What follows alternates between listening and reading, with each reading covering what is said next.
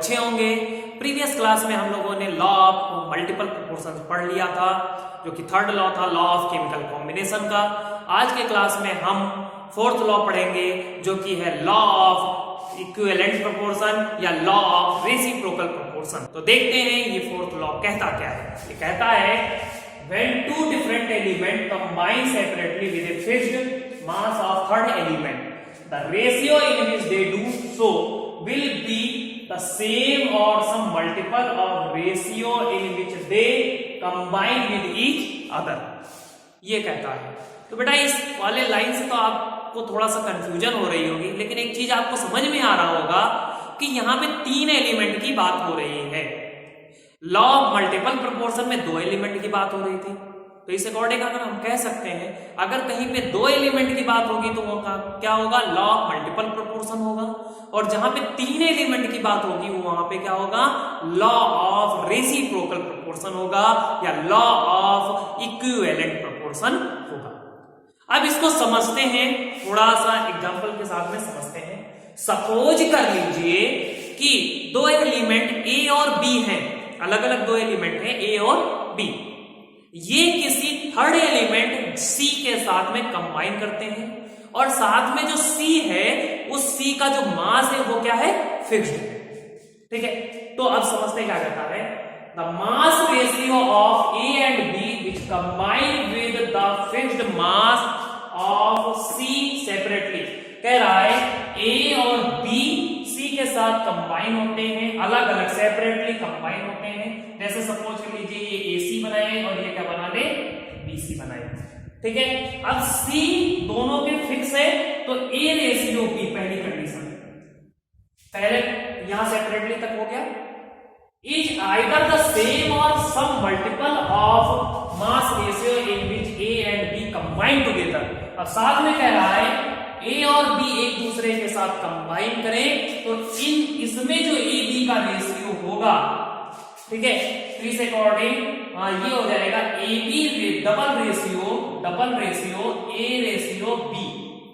ठीक है, तो ये ओवरऑल जो रेशियो निकलेगा ये रेशियो क्या होगा, एक होल नंबर होगा। ये चीज फिर से समझिए क्या कहता है, कहता ये है कि अगर ए और बी एक दूसरे के साथ, अगर ए और बी दो चीजें हैं, दो एलिमेंट है जो फिक्स्ड मास वाले सी के साथ कंबाइन होते हैं, ए सी बनाता है और इधर क्या बनाता है, बी सी बनाता है। तो फिक्स्ड मास होने की वजह से जो रेशियो बनेगा वो ए रेशियो बी बनेगा। ठीक है, साथ में ये कह रहा है कि अगर ये एक दूसरे से एक साथ कंबाइन होते हैं तो इनका जो मास का रेशियो होगा ए रेशियो बी, वो एक ये पूरा मिलाकर के एक होल नंबर बनाएंगे, एक होल नंबर रेशियो बनाएंगे। ठीक है, यहां तक आई थिंक समझ में आ गया होगा। तो अब क्या करते हैं, हम इसको एक एग्जांपल के साथ में समझते हैं। जैसे सपोज कर लीजिए कि हमारे पास कार्बन है, क्या है बेटा, कार्बन है और इधर क्या है, सल्फर है। दो एलिमेंट हो गए ए और बी। ठीक है, ये तीसरे एलिमेंट ओ का जो मास होगा वो क्या होगा, फिक्स होगा। ठीक है, इनके साथ में कंबाइन होते हैं तो CO के साथ में बनाएगा CO2, SO के साथ में बनाएगा SO2, CO2 और SO2। यहां पे हम एक चीज देखें कि कार्बन का जो मास होता है वो कितना होता है बेटा, 12 होता है। सल्फर का जो मास होता है वो कितना होता है बेटा, 32 होता है। ठीक है, ऑक्सीजन का कितना होगा, 16 होता है। तो यहां वाले केस में यहां का जो रेशियो बनेगा वो कितना बनेगा बेटा, वो बनेगा CO2 का मतलब 12 रेशियो 32 और इधर क्या बनेगा बेटा, इधर बनेगा 32 रेशियो 32। ठीक है, ये रेशियो मिला। अब ये दोनों क्या हो गए, फिक्स हो गए, ये 32 फिक्स हो गए।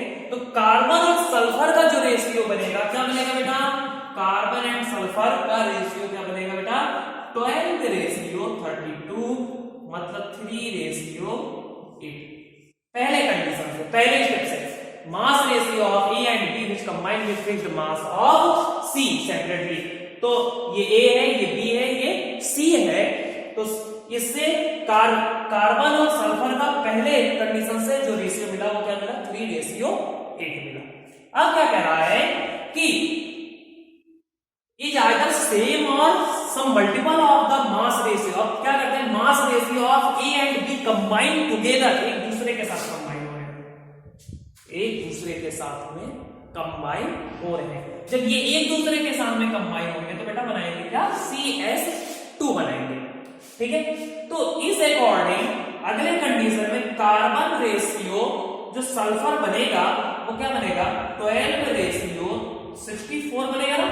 एक सल्फर का 32, तो 2 सल्फर का कितना हो जाएगा बेटा, 62 हो जाएगा। ठीक है, तो यहां पे जो मिलेगा वो मिलेगा हमें 3 क्या मिलेगा, 16 मिलेगा।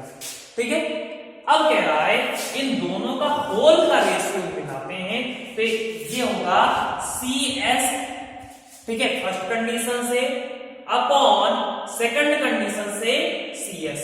इन दोनों का रेशियो अगर हम निकालें तो कितना मिलेगा, ये मिला 3:8 अपॉन कितना बेटा, तो ये हो गया 3:16। ये और ये कट गए, ये और ये कट गए, तो बचेगा क्या, 16/8 इक्वल टू 2:1। और ये जो रेशियो आया है ये होल नंबर है और स्मॉल है, होल नंबर है और स्मॉल है। कंडीशन समझ में आ गई होगी, मतलब कि पहले पहले वाले कंडीशन से हम रेशियो निकालें, फिर खुद टुगेदर वाले से रेशियो निकालें और इन दोनों रेशियो का रेशियो निकालें तो क्या मिले, वो मिलेगा एक होल नंबर रेशियो मिलेगा। ठीक है, अब देखो अगला एक और एग्जांपल मैं लेता हूं, अगले से भी समझ में आए, है ना। जैसे वाटर है हमारा और H2S है, ये बनता किससे बेटा, ये बनता है सल्फर और ऑक्सीजन, जिसमें हाइड्रोजन की मात्रा क्या कर देते हैं बेटा, फिक्स कर देते हैं। पहला ऑक्सीजन है और इधर हमने क्या कर दिया बेटा, सल्फर कर दिया। ठीक है, अब क्या करते हैं, तीसरे एलिमेंट किसके साथ में कंबाइन हो रहा है, हाइड्रोजन के साथ में कंबाइन हो रहा है। तो ऑक्सीजन हाइड्रोजन के साथ बनाएगा तो क्या बनाएगा बेटा, H2O बनाएगा। सल्फर के साथ बनाएगा तो क्या बनाएगा, H2S बनाएगा। अब इन दोनों का पहले मैं रेशियो निकाल लेता हूं, तो यहां का रेशियो जो होगा वो होगा 2:16, मतलब 1:8। इधर वाले से निकालेंगे तो 1 कितना आएगा, यहाँ पे 2:32, यहाँ जाएगा 1:16। ठीक है, अब इसका इन दोनों का रेशियो से ये दोनों फिक्स हो गया बेटा, इन दोनों का फिक्स हो गया, तो ऑक्सीजन रेशियो सल्फर जो मिलेगा वो क्या मिलेगा, 8:16, मतलब कि 1:2 पहले वाले कंडीशन से, ये फर्स्ट कंडीशन से। अब क्या कह रहा है कि इन दोनों को कंबाइन होकर के दूसरी कंडीशन है, ये दोनों कंबाइन होंगे तो क्या बनाएंगे बेटा, SO2। और जब SO2 बनाएंगे तो oxygen ratio sulphur equal to हो जाएगा 32:32। ठीक है, तो ये हो जाएगा 1:1। ठीक है, अब ये पहली कंडीशन है और दूसरी कंडीशन। अब इन दोनों कंडीशन का होल रेशियो निकालें तो O/S पहली कंडीशन डिवाइड बाई O/S दूसरी कंडीशन, और इन दोनों से मिलेगा हमें क्या मिलता है बेटा, देखो पहले वाले कंडीशन से 1/2/1/1, तो जो ऑक्सीजन और सल्फर का रेशियो क्या आ रहा है बेटा, 1:2, एक होल नंबर रेशियो आ रहा है और स्मॉल है। आई थिंक ये समझ में आ गया होगा आपको। ठीक है, अब हम बात करते हैं इसके बेसिस पे कुछ न्यूमेरिकल्स की बात करते हैं, कुछ न्यूमेरिकल्स क्या आते हैं उनकी बात करते हैं। तो स्टार्ट करते हैं हम फर्स्ट न्यूमेरिकल। बेटा देखिए क्वेश्चन कहता क्या है, कहता है hydrogen sulphide H2S contains 94.11% sulphur. Hydrogen sulphide इसका फार्मूला होता है H2S, उसमें 94.11% क्या है बेटा, सल्फर है। वाटर है जिसको कहते हैं H2O, वो कंटेन करता है 11.11% hydrogen and sulphur dioxide contains 15% of oxygen. Sulphur dioxide का फॉर्मूला क्या होता है बेटा? SO2 होता है। अब क्या कह रहा है? So that it follows law of reciprocal proportion. ये फॉलो करता है, रेसिप्रोकल प्रोपोर्शन फॉलो करता है। तो यहां पे सबसे पहले मैं रख लेता हूं, 3 एलिमेंट को रख लेता हूं बेटा, हाइड्रोजन, ऑक्सीजन एंड सल्फर। ठीक है, इसके साथ में अगर ये बनाएगा तो H2O बनाएगा, ठीक है, इसके साथ में बनाएगा तो H2S बनाएगा, इधर ये दोनों बनाएंगे तो क्या बनाएंगे बेटा? SO2 बनाएंगे। अब चाहे किसी को भी फोकस कर लो आप, चाहे सल्फर को फिक्स कर लो, चाहे ऑक्सीजन को फिक्स कर लो, चाहे हाइड्रोजन को फिक्स कर लो, किसी को भी आप फिक्स कर सकते हो। मैं क्या करता हूं, मैं फिक्स करने वाला हूं, ऑक्सीजन को मैं फिक्स कर लेता हूं, ऑक्सीजन को फिक्स कर दूंगा। पहले मैं थोड़ा सा कैलकुलेशन कर लेता हूं, ठीक है। अब देखो कहता क्या है, सबसे पहले H2S में इन H2S में 94% क्या है? 94 मतलब क्या है? सपोज कर लीजिए मैं 100 ग्राम क्या मान लेता हूं, 100 ग्राम मान लेता हूं टोटल H2S है, तो उसमें से 94.11 ग्राम क्या है? 94.11 ग्राम है आपका सल्फर है, ठीक है। और हाइड्रोजन कितना होगा फिर? 100 माइनस 94.11 ग्राम होगा, है ना, इक्वल टू कितना बनेगा बेटा? इसको हम घटाएंगे तो ये हो जाएगा 9 और 8 5.89 ग्राम मिलेगा H2S में, ठीक है, हाइड्रोजन। और साथ में अगर मैं बात करूं किसमें? वाटर में बात करता हूं, किसमें? वाटर में। तो वाटर में कह रहा है हाइड्रोजन है 11.11 ग्राम, 11.11 ग्राम है। तो जो क्या कहते हैं ऑक्सीजन है वो 100 माइनस 11.11 ग्राम इक्वल टू कितना होगा बेटा? ये होगा 89.89 ग्राम। कुछ गड़बड़ है?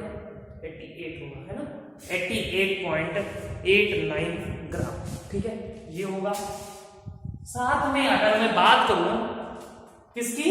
सल्फर डाइऑक्साइड में, सल्फर डाइऑक्साइड इन, यहां पे क्या था? H2O इन सल्फर डाइऑक्साइड SO2 में अगर बात कर लेते हैं हम, तो कंडीशन होगी जो सल्फर है, सल्फर 50 ग्राम हो जाएगा एंड ऑक्सीजन भी 50 ग्राम हो जाएगा, ठीक है। यहां तक समझ में आ गया होगा आई थिंक कि सबके हमने क्या किए? कैलकुलेशन किए, सबके अमाउंट निकाल लिए, ठीक है। अब मैं क्या करता हूं, मैंने कहा कि मैं ऑक्सीजन को फिक्स कर देता हूं, ठीक है। तो इस अकॉर्डिंग हम इसको थोड़ा सा इरेज करके हम इधर बना लेते हैं, थोड़ा छोटे में बना लेते हैं, ऑक्सीजन सल्फर, ठीक है। ये हो गया H2S, ये हो गया H2O और इधर हो जाएगा SO2 बनेगा। अब मैं क्या करता हूं, ऑक्सीजन को फिक्स करना है, तो ऑक्सीजन किन दो कंपाउंड से बना रहा है? एक तो इधर बना रहा है, दूसरा किधर बना रहा है? सल्फर के साथ में बना रहा है। तो अगर मैं ऑक्सीजन को 1 ग्राम मानता हूं, सबसे पहले अगर मैं कहूं तो H2O के केस में 88.89 ग्राम इन H2O 88.89 gram oxygen reacts with किसके साथ में रिएक्ट करता है बेटा? 11.11 ग्राम हाइड्रोजन के साथ में रिएक्ट करता है, ठीक है। तो 1 ग्राम ऑक्सीजन कितने के साथ रिएक्ट करेगा बेटा? वो रिएक्ट करेगा 11.11 अपॉन 88.89, ठीक है, ये रिएक्ट करेगा और ये बनाएगा कितना? 0.125 ग्राम इसकी कैलकुलेशन आएगी बेटा, कैलकुलेशन आप कर लेना, ठीक है। अगला इन SO2 में क्या होता है? SO2 में क्या है कि ऑक्सीजन कितना है? ऑक्सीजन है आपका 50 ग्राम, कितना है? 50 gram oxygen reacts with 50 gram of sulphur. तो 1 ग्राम ऑक्सीजन कितने के साथ रिएक्ट करेगा? 50/50 इक्वल टू 1 ग्राम सल्फर के साथ में रिएक्ट करेगा। ठीक है, आई थिंक यहां तक समझ में आ गया होगा। अब क्या करते हैं, चूंकि ऑक्सीजन फिक्स है तो hydrogen ratio of hydrogen and sulphur equal to 0.25:1। अगर इसको निकालते हैं तो बेटा ये हो जाएगा 1:8। क्या आएगा? 1:8, क्योंकि 125 को 8 से मल्टीप्लाई करेंगे तो 1000 हो जाएगा। ठीक है, तो 1:8 हो जाएगा पहली कंडीशन। ये क्या, ये फर्स्ट केस में था जब सेपरेटली एक दूसरे के साथ कंबाइन हो रहे थे। अब क्या कर रहे हैं कि सल्फर और हाइड्रोजन आपस में कंबाइन हो जाएगा, सल्फर और हाइड्रोजन। ठीक है, तो रेशियो ऑफ, अगले केस में ratio of sulphur hydrogen and sulphur in H2S में क्या आ रहा है बेटा? H2S में देखो हाइड्रोजन कितना है, हाइड्रोजन आपका है 5.89 ग्राम एंड सल्फर कितना है बेटा? आपका है 94.11 ग्राम। ठीक है, अब इससे ओवरऑल जो रेशियो निकलेगा आपका अबाउट में आएगा 1:16। कितना आएगा? 1:16। ठीक है, अब फर्स्ट केस था, ये था सेकंड केस आपका।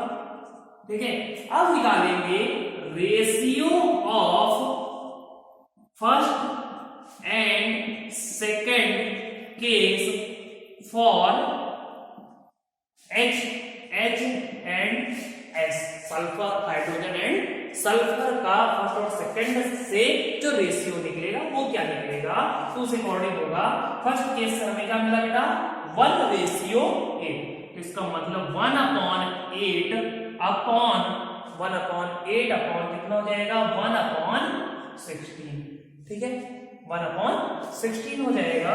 तो इस अकॉर्डिंग निकलेगा क्या बेटा? ये 16 ऊपर चला जाएगा, 8 नीचे चला आएगा, तो इस अकॉर्डिंग हो जाएगा 2:1। और देखो ये जो क्या है, ये होल नंबर है, स्मॉल होल नंबर आ रहा है, इसलिए इसको क्या कहेंगे हम? ये फॉलो कर रहा है लॉ ऑफ रेसिप्रोकल प्रोपोर्शन को फॉलो कर रहा है। ठीक है, एक बार फिर से देख लीजिए। सबसे पहले सारे वैल्यूज को निकाल लिया, फिर हम फर्स्ट केस में ऑक्सीजन को हमने फिक्स किया और ऑक्सीजन को फिक्स करते हुए हाइड्रोजन और सल्फर का रेशियो निकाला फर्स्ट केस से। सेकंड केस में जब दोनों आपस में कंबाइन होते हैं तो उनका रेशियो निकाला, फिर इन दोनों के रेशियो से जो होल रेशियो निकाला, फर्स्ट और सेकंड केस से जो होल रेशियो निकाला, वो रेशियो में जो नंबर्स है वो क्या है? एक होल नंबर है। इस अकॉर्डिंग ये लॉ ऑफ रेसिप्रोकल प्रोपोर्शन को क्या कर रहे हैं बेटा? फॉलो कर रहे हैं। ठीक है, आई थिंक ये न्यूमेरिकल समझ में आ गया होगा। अब सेकंड न्यूमेरिकल देखते हैं। Water contains 88.9% of oxygen and 11.0% of hydrogen. दूसरा कंपाउंड है अमोनिया है, contains 82.35% of nitrogen, 17.65% of hydrogen. तीसरा कंपाउंड है डाई नाइट्रोजन ट्राइऑक्साइड, जिसको कहते हैं N2O3 कहते हैं, 63.15% of oxygen and 36.85% of nitrogen. Show करना है LRP मतलब लॉ ऑफ रेसिप्रोकल प्रोपोर्शन को ये फॉलो कर रहा है। तो मैंने क्या लिया, सॉल्यूशन को 100 ग्राम का मानते हैं, हर एक कंपाउंड को 100 ग्राम का हम मानते हैं। तो इस अकॉर्डिंग वाटर में हाइड्रोजन ऑक्सीजन, अमोनिया में नाइट्रोजन हाइड्रोजन और N2O3 में ऑक्सीजन नाइट्रोजन के हमने मास लिख लिए। क्वेश्चन में ही दिया हुआ है, उसको हमने गिवन में लिख लिया। अब देखते हैं ये कि हाइड्रोजन को हम फिक्स कर लेते हैं। तो हाइड्रोजन ऑक्सीजन के साथ पहले वाले केस में देखो क्या दिया है, तीसरा कंपाउंड दिया है। फर्स्ट और सेकंड में तो क्या है, फर्स्ट और सेकंड में जो है हाइड्रोजन से रिलेटेड, तो हाइड्रोजन ऑक्सीजन के साथ H2O, हाइड्रोजन नाइट्रोजन के साथ NH और ऑक्सीजन नाइट्रोजन के साथ N2O3 बना रहा है। तो मतलब कि पहला केस इन दोनों से बनेगा, दूसरा केस इन दोनों से बनेगा। तो फर्स्ट केस में फर्स्ट केस में क्या बनेगा बेटा? कितने ग्राम है ऑक्सीजन? ऑक्सीजन है, अब देखो हाइड्रोजन हम फिक्स कर रहे हैं तो हम हाइड्रोजन लिखेंगे 1.10 gram of hydrogen equal to 88.9 gram. क्या मिलेगा आपको, क्या मिलेगा बेटा आपको, वो मिलेगा ऑक्सीजन ऑफ ऑक्सीजन O2 मान लेते हैं इसको, है ना। अब देखो तो ये हो जाएगा 1 ग्राम ऑफ हाइड्रोजन से क्या मिलेगा 88.9 डिवाइड बाई 1.10। बेटा इसको सॉल्व करने पर आपको मिलेगा 8.01 ग्राम मिलेगा आपको, ठीक है। सॉल्व करके आप देख लीजिए। अगला है इन ये तो H2O में था, इन H2O में था। अब दूसरा इन NH3, इन NH3 में क्या हो रहा है बेटा 17.6 ग्राम हाइड्रोजन है जो कि कंबाइन कर रहा है 82.35 ग्राम किसके साथ में, नाइट्रोजन के साथ में। तो 1 ग्राम हाइड्रोजन ऑफ नाइट्रोजन, ठीक है, 1 ग्राम ऑफ हाइड्रोजन 82.35 अपॉन 17.65 ग्राम। इसकी जो वैल्यू आएगी ये सॉल्व करने पर आपको मिलेगी 4.67 ग्राम मिलेगी आपको, ठीक है। अब फर्स्ट केस से रेशियो निकाल लेते हैं। इन फर्स्ट केस जो रेशियो होगा ऑक्सीजन एंड इसका नाइट्रोजन का जो रेशियो होगा वो क्या होना चाहिए, ऑक्सीजन और नाइट्रोजन का। तो ये होगा बेटा, ये होगा 8.01 है, तो इधर है क्या 4.67। तो ये जो रेशियो मिलेगा ये मिलेगा 1.172 रेशियो 1। ये रेशियो आपको कैलकुलेट करने पर मिलेगा। ये फर्स्ट केस से मिल गया।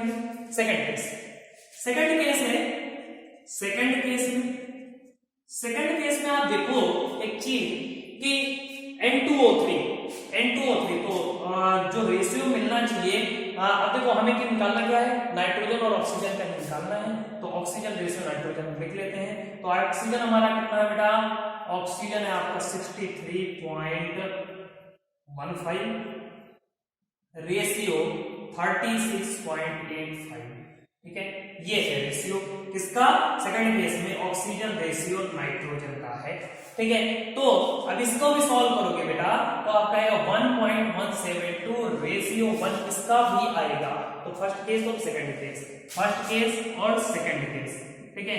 सेकंड केस में भी रेशियो कितना आ रहा है 1.172 रेशियो 1, और ये है किसका, ये भी ऑक्सीजन रेशियो नाइट्रोजन है। अब इन दोनों का रेशियो निकालें तब भी क्या आएगा, हमें क्या मिलेगा, इन दोनों का होल का रेशियो हो जाएगा 1.172 divide by 1 upon 1.172 divide by 1, ये मिलेगा, ठीक है। तो इस अकॉर्डिंग दोनों का रेशियो क्या है, ओवरऑल सब मिलाकर के क्या आ रहा है 1:1। ये वाला रेशियो और ये वाला रेशियो दोनों सेम है, कह रहा था या तो सेम आएगा या तो सिंपल होल रेशियो मिलता है। तो यहाँ पे 1:1 बन रहा है, मतलब सेम बन रहा है। तो इस अकॉर्डिंग ये भी क्या करता है, लॉ ऑफ रेसिप्रोकल प्रोपोर्शन को क्या करता है बेटा, फॉलो करता है, ठीक है। तो इस अकॉर्डिंग आपके दो न्यूमेरिकल इसके थे जो सॉल्व करवाए हैं, ठीक है। आगे की क्लास में हम पढ़ेंगे गैल्यू-सैक्स लॉ ऑफ कॉम्बिनेशन, उसके बाद 5वां लॉ खत्म हो जाएगा, लॉ ऑफ केमिकल कॉम्बिनेशन खत्म हो जाएगा, ठीक है। Thank you.